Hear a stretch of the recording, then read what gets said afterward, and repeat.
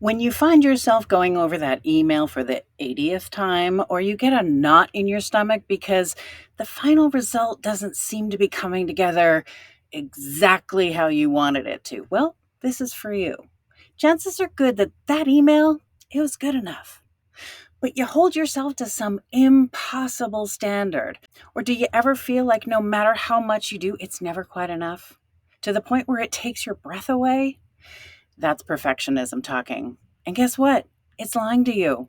So, quick reassurance before you get it twisted, sister. This isn't about lowering your standards. It's about recognizing when high standards turn into self sabotage. Let's unpack this together and remind ourselves that ready isn't a feeling and get back to delivering our best. And stop waiting for perfection. Welcome to Pocket Full of Mojo, where you're you and I'm Steph, and we tune in here to tap into some mojo. Now, if you're new here and you're asking, what's mojo? Well, that's a fair enough question. You see, mojo is that feeling of unshakable confidence, like you've got this booming self worth and you're an unstoppable force of nature. Well, I'm here to show you how you can have that feeling every single day. You see, I think I've cracked the code to being happy. I'm happy all the freaking time, every day, at least most of the day, possibly to an annoying degree. But hey, I'm not here to flex, but I have had multiple breakdowns on multiple continents and in 2 languages. Look, 3 years ago, my whole life was a dumpster fire. And today, I'm better than I've ever been. And if you're asking me how, I'm here to answer you. Paying attention and living with more intention. And by doing this, I've created this self-love first aid kit, and it's full of amazing tools that help me level up my life and navigate with that main character energy. The kind of tools I'm talking about, I'm talking confidence, self-worth, boundaries, all the things that you were born with that just might be taking a nap. And look, I am not here to gatekeep. In fact, I'm on a mission to help you tap into your best stuff and remember that you have everything you need to live your life on your own terms. Doesn't that sound nice? So in today's episode, we're going to discuss the traps and the pitfalls of perfectionism. We're going to unpack perfectionism and what to do instead, and how to untangle your self-worth from the end result. It's going to be juicy stuff. So settle in. We are here for some positive change. So let's dig into where your mojo meets the road.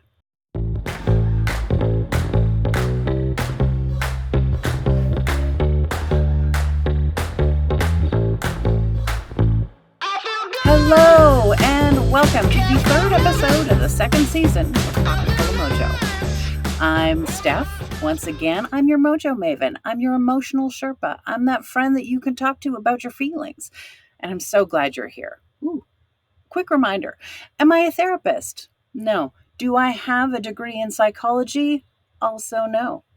I'm a flawed human and a recovering people pleaser who's just figured out how to tap into our best stuff. We are literally born with everything we need, and I'm just here to reflect your awesomeness back to you. We're going to smash those limiting beliefs and hook you up with some inspiration and motivation so you can live the life you love and love the life you live. You in? Let's go. Let's start with a quick mantra and set the stage for a great show. Our mantra this week is I am allowed the grace of imperfection. Oh, this is a good one. It's going to be so good. Let's rip it apart and see what we can find here. I am allowed the grace of imperfection. Wow. Here comes another amazing I am mantra. And this one is poised not to disappoint. Because here's the thing. There are many different schools of thought about perfection. Some say it doesn't exist. Some say it's all around us. I like to think of nature when I think about perfection. It doesn't compare itself to anything else. It doesn't rely on anything else for what it needs. It has its path. It does its thing. And it happens on its own time or not, depending on the environment. And there's a lot of perfection and beauty in nature. But I think what's important for our purposes today is to pull a little from that and reconsider and redefine what we think perfection is. And that's where grace comes into play. I am allowed the grace of imperfection. Because you see, the grace of imperfection refers to letting go. This is your invitation to release your clutch on a very hyper specific result or outcome, because this is where fear lives. This is where expectation comes to steal our joy. This is where we get confused and forget our inherent magic that make the very human mistake of tying our worth or our worthiness to one specific outcome. This was a valuable system when we were little, learning the basics.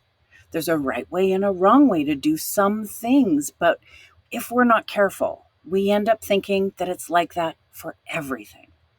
And I'm here to say that life, it's a little more nuanced than that. Beauty lives in the mistakes. It's in the chips and the cracks that we uncover value. We shouldn't fear these things, and it's time to rebrand. It's time to rewire. And that's what we're here to do. I am allowed the grace of imperfection.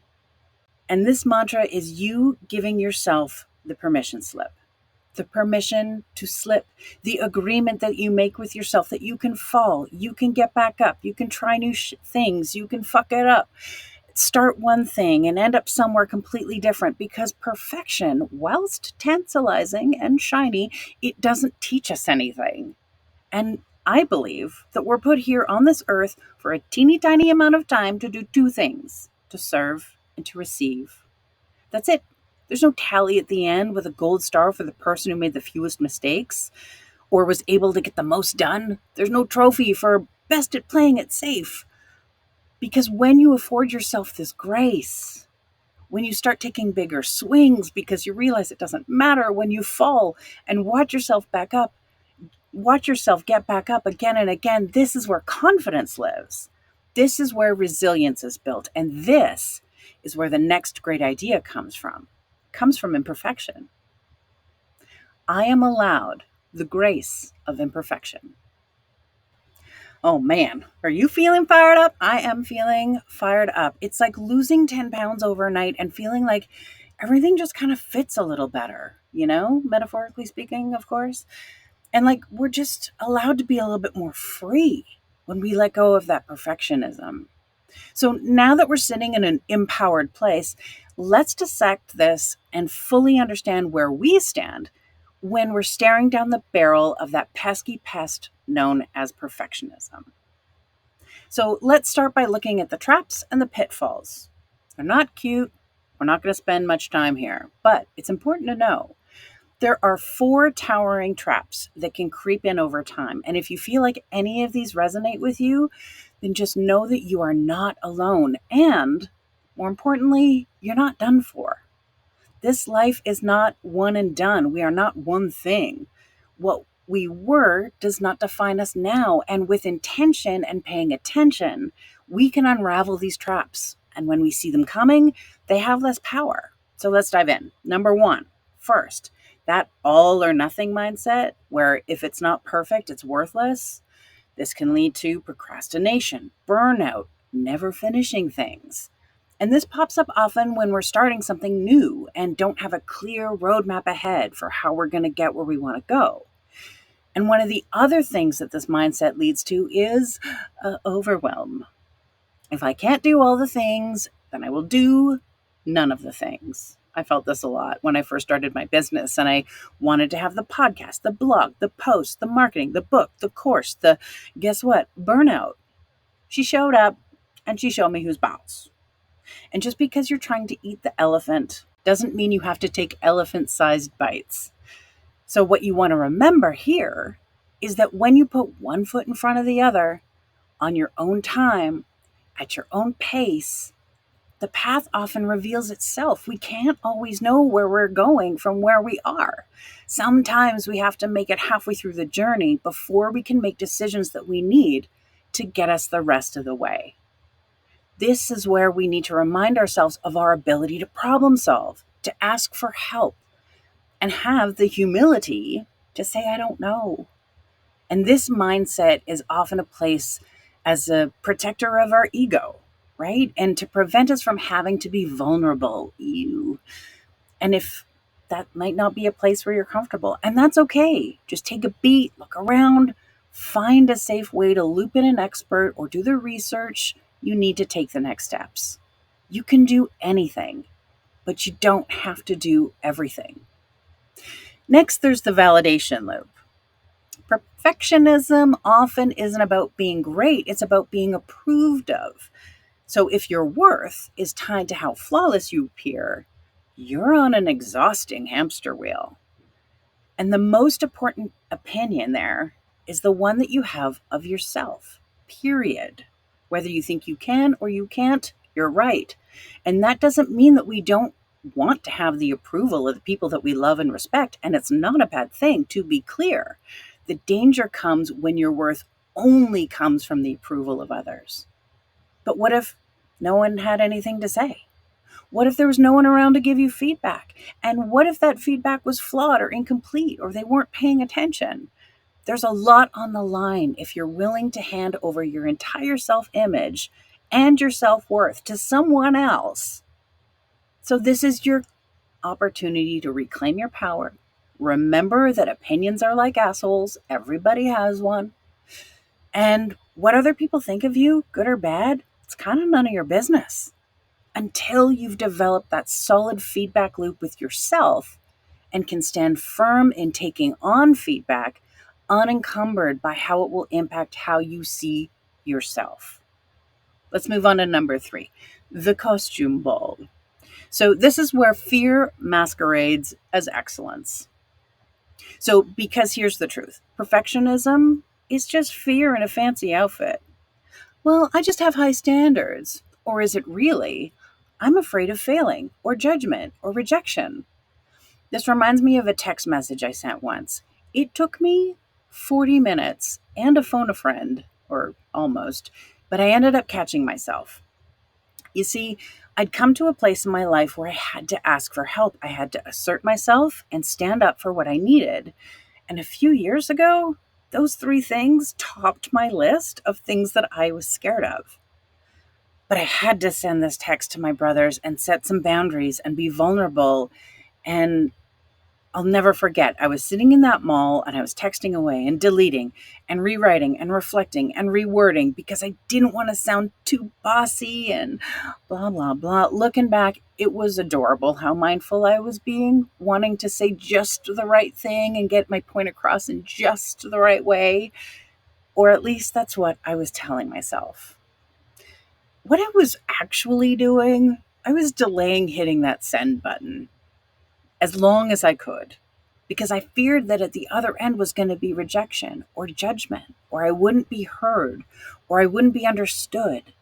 And I kept telling myself that if I picked just the right words, it'll be fine. But what I needed to do was just be me and trust the rest. I realized that once I'd written my 700th draft of that text and hitting send was the actual fear. And then the smart voice in my head piped up and it was like, you'll figure it out. There'll be more messages. And bloop, I hit send. Look, done is better than perfect. You'll figure it out. And then there's number 4, the productivity paradox. The more you obsess over the details, the less you actually get done. Now, this one can show up a couple of different ways. Have you ever ended your day exhausted by doing a million things that weren't on your list simply because tackling that one big thing was too much to take on? I call this procrastination dressed up as productivity.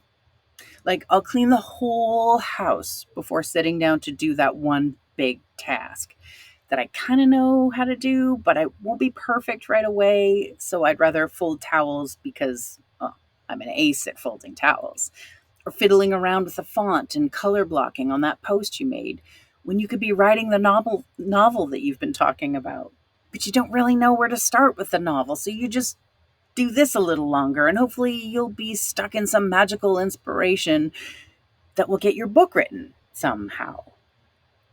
The stories we tell ourselves are not always in our best interest. We have to be the detectives and sometimes interrogate our thoughts and silly stories to get to the root of where the actual truth lives. When we give ourselves grace, like we did in our mantra earlier, we can call ourselves out. We can lick our wounds, heal our bruised little ego, and put on our grown up pants and just do the thing. Do it wrong, maybe do it a couple of times, and then you'll find your lane. All that circling around, it's just honoring the fear that isn't serving you. In fact, it's holding you back. So remember who's in charge and go and follow your biggest dreams. And when you have the right mindset, you'll fail forward and you're going to learn along the way. And you're going to show up on the other side stronger, wiser, and resilient as fuck. And it feels so good to feel good. Let's unpack perfectionism a little bit more with what to do instead. This is where the juicy stuff comes in. Now that we know what we don't want, we're going to have to start to replace it with some strategies and actions that might be new, but they're going to serve, darling. And this isn't about doing more. This is about doing differently. So let's dig in. So the challenge is called perfect or bust. That's the mentality. Now, the reframe is that instead of perfect, we're going to aim for effective or meaningful. So I want you to reflect a little bit. What's one thing you've been holding back on doing because you're not ready yet? Now ask yourself, what's the worst that can happen if you put it out there as it is? And then there's the 80% rule. Perfectionists tend to get stuck at 95 to 98%, but remember, done is better than perfect. That's the mantra. Try submitting or sharing something at 80% and see if anybody notices these flaws. I used this tip when I was launching my YouTube channel, and I had no idea what I was doing. And I thought about when I was a new barista. My first latte, probably not great. Likely made mistakes and probably even forgot a step or two. But the 100th, way easier. And with time and grace, I found my rhythm. I applied that to editing videos, and I wasn't ready. I was just prepared to do it messy and learn along the way. So the third step is to separate your worth from your work. Your work is not you. And perfectionism is believing mistakes. And if those mistakes are failure, then you must be unworthy. Well, this self-comparison exercise, I want you to list 3 things that you've done well lately. And no but at the end. It's time to give yourself flowers. Self-celebration is key, not only to remove the pressure of getting external validation, but also to realize that there's gold to be found wherever you look for it. And this is a lesson that I learned with a kick to the teeth, metaphorically speaking. But I had my dream job, right? I was living in Calgary and I poured everything I had into it and I loved it. And I was really good at it. And then the economy crashed and I got laid off. And that afternoon, I wandered around the mall like a zombie, completely disconnected from who I was without this job. It was a huge wake-up call. I don't recommend it. Get ahead of it. If you're only happy when it's sunny out, what the hell are you going to do when it rains? So the key here is let imperfection be your teacher. Messy action sure beats flawless hesitation. So the mindset shift here is that not every flaw is a setback. It's not a failure. Give yourself 5 mistakes per day. That's your budget. Expect the mistakes. Do things that cause you to make mistakes. Show yourself how resilient you are. Remember that flaws and imperfections are what help us stand out and show our humanity. And there's nothing more beautiful than that. When we say every flaw is feedback, this means that you're learning. And that's a free advice, plus experience. And that is worth its weight in gold. Now, it's time to go out there and mine for more. So, to recap our adventures today, first, we need to know that perfectionism, it's not about excellence, it's about fear. Second big takeaway, action beats overthinking every single time. Number 3, your work does not define your worth. And this is my challenge to you. I challenge you to do one thing that you've been putting off because you're not quite ready or it's not quite perfect. I just want you to hit send, submit, publish, launch, whatever it is, do it. And then just see what happens. And then I want you to tag Mojo Mastery so that we can celebrate your progress. That's right. I'm launching a new segment where I'm inviting all you lovely listeners to share your imperfect wins on Instagram or shoot me an email or tag me in your stories, and you just might be featured in a future episode. Cool, right? I love new things. That's right. I'm launching these challenges out to you, and I want to celebrate your wins with you. And if you want to do more personal development, but you don't know where to start, I got you. I wanted to invite you to take the Mojo quiz. There's a bio in the link in the show notes, and it's just a 5 quick quiz questions, and I'll give you some insight that will help you explore your personal growth journey a little bit further, and I'll help you get there faster. No matter where you're at on this adventure, I will meet you there. And the next thing, if you're feeling like you're struggling with a bit of brain fog, have I got something for you. These are Mojo gummies, my friend, and these have been a game changer for my multi-passionate brain to actually get things done and feel good doing it. My friend turned me onto them as a substitute for Adderall, so all of my neurodivergent and neurospicy friends out there, these are for you. They're all natural, they are delicious, they are affordable, they're vegan friendly, and most of all, they're effective. I feel focused, undistracted, which helps me tune into what? That's right, my mojo. So, there's a link in the show notes for you to get your very own 15% off if you want to try them today. And their customer service is amazing too. I want to thank you so much for tuning in today.